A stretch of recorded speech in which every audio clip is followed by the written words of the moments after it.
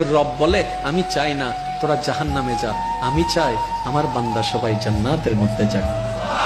এত সুন্দর জান্নাত বানাইলাম কার জন্য যদি তোরাই না যাস? এত সুন্দর ফল ফলাতে, মিষ্টি ফল ফলাতে, স্বাদওয়ালা ফল ফলাতে রাখলাম কার জন্য যদি আমার বান্দারাই নাই খায়?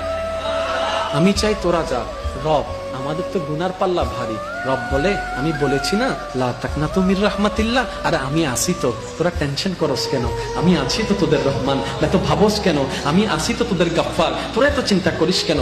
রবকে বললাম ইয়া রব্বে করিম, আমাদের হায়াত তো 40, 50, 60 বছর, এর ভিতরে গুনার পাল্লাটা বেশি, সওয়াবের পাল্লাটা কম। ইয়া রব্বে করিম, তোমার আগের যুগের বান্দারা 700 বছর ইবাদত করেছে, 500 বছর ইবাদত করেছে, 400 বছর ইবাদত করেছে, 300 বছর ইবাদত করেছে, তাদের সাথে আমরা প্রতিদ্বন্দ্বী করে তো টিকতেও পারবো না।